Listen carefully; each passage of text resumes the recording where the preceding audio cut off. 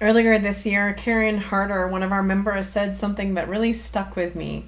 She said, when she was referencing the usual advice that this is a marathon and not a sprint, but she said her theory was that this time it isn't even the marathon, it's the training for the marathon. I find this both terrifying and liberating. It reminds me of the truly liminal nature of this moment. Liminality is a concept developed by anthropologist Victor Turner as a way of describing life's threshold moments, the times between times, or what William Bridges calls the neutral zone. It's no longer the ending, but not yet the beginning. Many cultures develop rituals and rites to mark the passage into and within liminal times. Many cultures, but not ours. In our culture, we tend to imagine transitions, as Bridges says, like crossing the street, where one would be a fool to stay out there in the middle of the street any longer than was necessary. So once you step off the curb, you move to the other side as fast as you can. The between times aren't always all that fun, as we can attest to right now. I know. They are disorienting and destabilizing, even painful. In the in-between, we confront grief and loss, anger and disappointment. The between can be lonely and scary, because in the in-between, we learn to let go of the self that was identified with what has ended, and we make space for the self that will love what is emerging, but that new self isn't here yet. It can be lonely, confusing, disorienting. As Karen's analogy implies, the between time is a time of learning and practicing, growing in endurance and preparing. When a whole society is in the in-between space, we have the chance to reevaluate the values that we've held at our center, like whether or not it's okay to wear pajamas to church, for example, or for that matter, the value of going to church at all. Because the normal ways that we think about these values, our normative behaviors, and the ways that we understand ourselves by way of these behaviors, all of this dissolves in the in-between.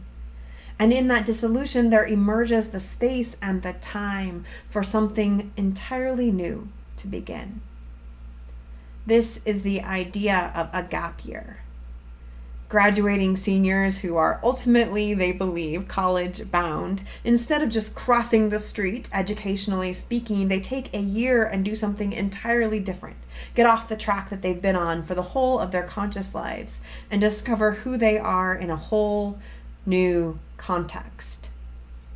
As adults, we call these gap years sabbaticals, an intentional time set apart from your job, sometimes funded by your employer, sometimes self-funded.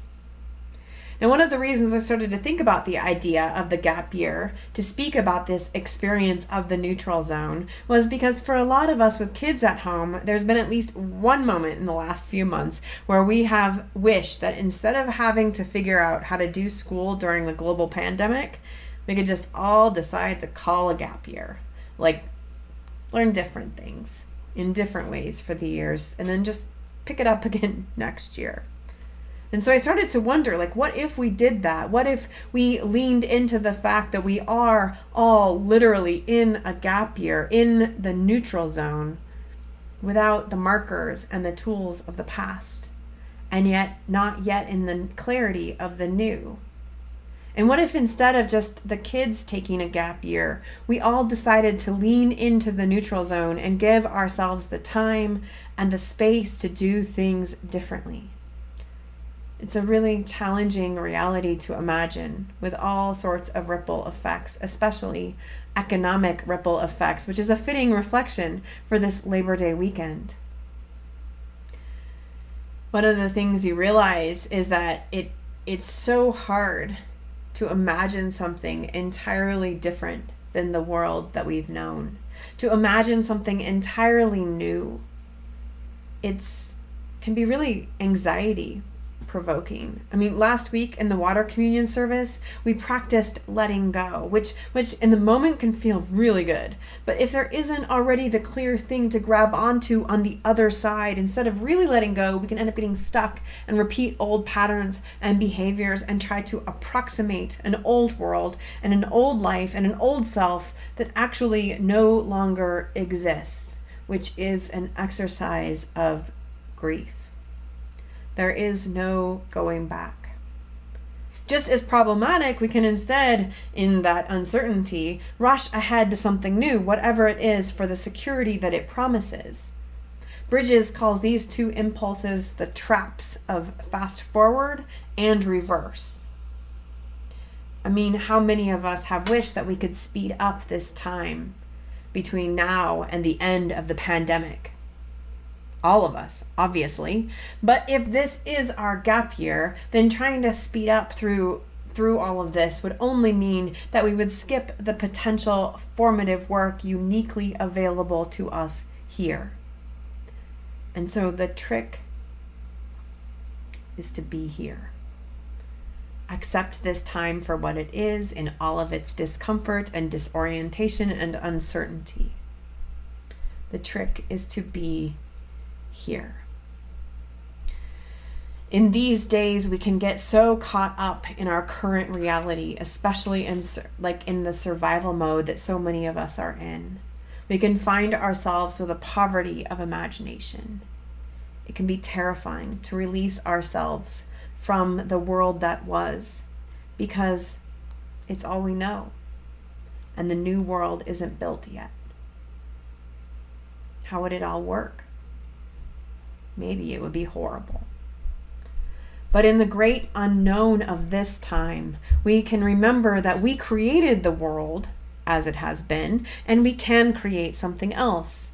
Especially on Labor Day weekend, we can remember that the factors of this economic system, we created it, and we can keep creating it, finding new ways to sustain the old values in the new emerging world. Or we can take this unique opportunity we have in this time to try to imagine our way to something else. This is always the invitation in the great transition of our lives, to give ourselves enough space, to wander in the wilderness long enough so that something new can emerge.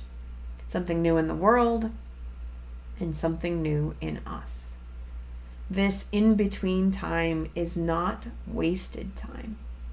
It is the foundation on which we are building the world that is trying to be born. Let's build it together.